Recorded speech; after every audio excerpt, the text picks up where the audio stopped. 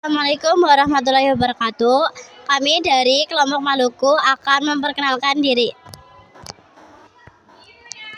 Perkenalkan, nama saya Dika Setiawan dari absen 10. Perkenalkan, nama saya Andini Fiatunisa dari absen 2. Perkenalkan, saya Khalut Chandra dari absen 18. Perkenalkan, nama saya Neca Fitriana dari absen 27. Perkenalkan, nama saya Sri Rahayu dari absen 35. Berdirinya kami di sini akan membuat podcast tentang perang Pattimura.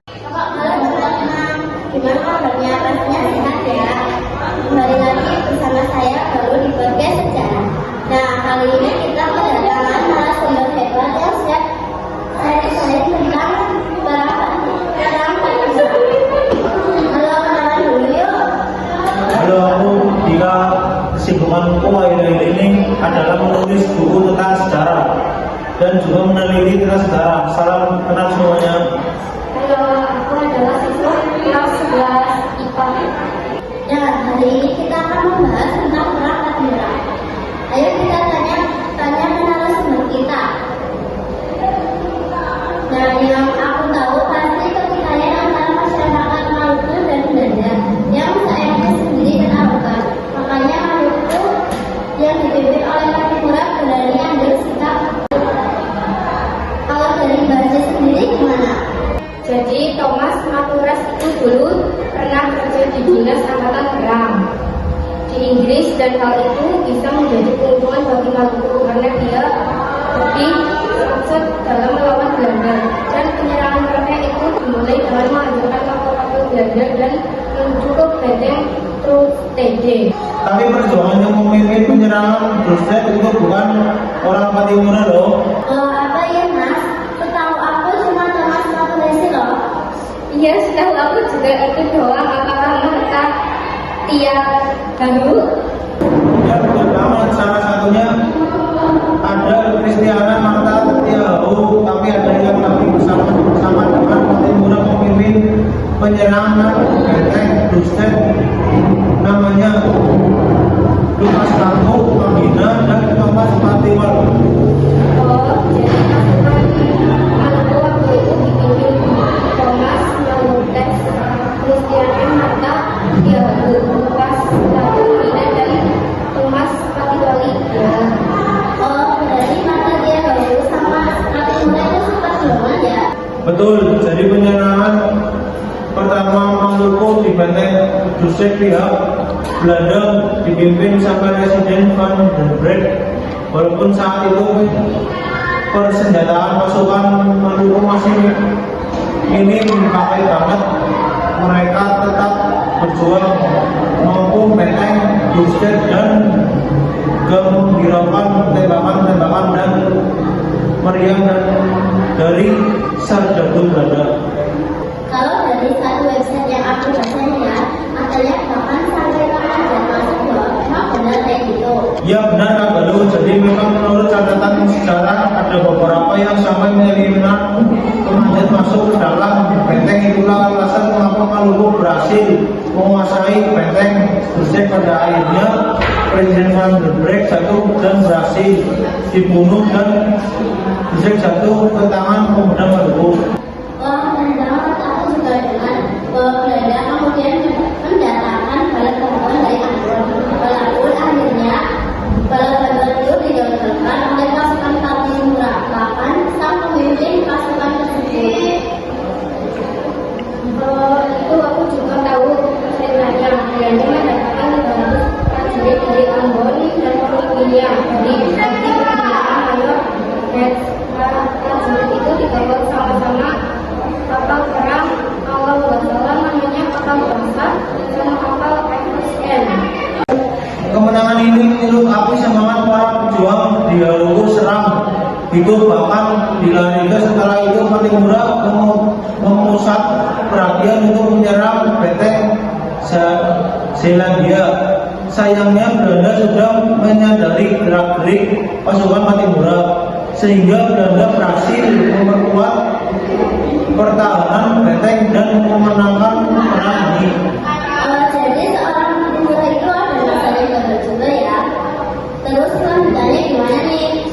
Jadi upaya perlindungannya sudah ditawarkan, tapi tetap tidak terjadi kesepakatan dan akhirnya Belanda memutuskan untuk merebut kembali benteng Brunswick dengan mengarahkan semua kekuatan serta sampai mendatangkan bantuan dari Batavia pada bulan Agustus tahun 1817. Bentengnya dihitung dan kepulauan Saparua di Nevada karena pulaunya sudah jatuh di tangan Belanda. Pattimura meminta pasukannya untuk menyelamatkan diri.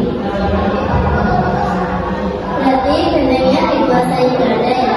Ya, karena benteng Brunswick sudah di tangan Belanda, lagi pasukan Pattimura cuma bisa melakukan perlawanan gerilya.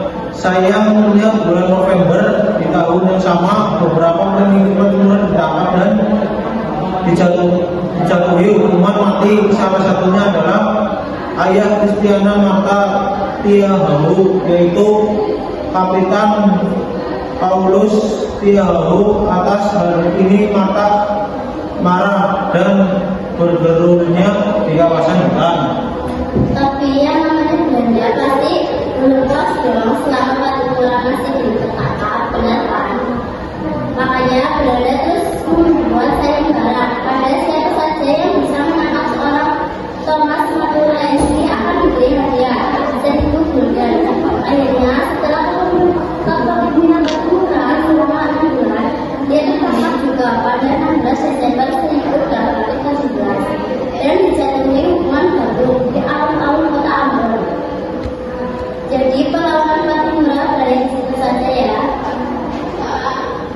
Jelas, sejak Martha Tiahahu tetap berjuang secara gerilya. Sayangnya sudah beberapa lama dia ikut tertangkap dan dibuang ke Jawa untuk bekerja rodi bersama 39 orang lainnya.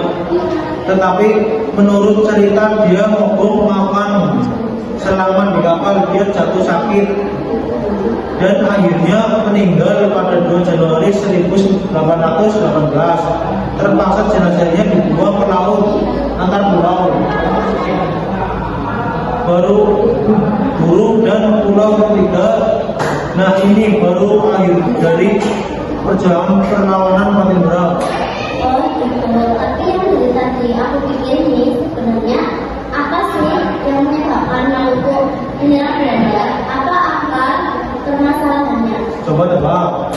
Pasti karena semenang-menangan Belanda kan. Benar sih, tapi masih kurang spesifik. Apa karena kebijakan Belanda yang membebankan rakyat itu bukan sih? Ya, salah satunya itu, tapi sebenarnya bukan itu permasalahannya. Terus apa itu? Belanda berhutang kepada masyarakat Maluku. Nah, maksudnya? Jadi saat beberapa memesan perahu orang baik kepada masyarakat setempat, tetapi setelah diberikan Belanda enggak mau membayar dengan harga yang pantas. Selain itu, perahu ramai yang diberikan ke pemerintah Belanda tidak pernah dibayar juga.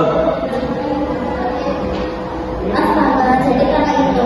Jadi alasan penyerangan ini adalah karena adanya kebijakan yang membebaskan rakyat dan Belanda yang tidak membayar perahu sudah melibatkan masyarakat Maluku.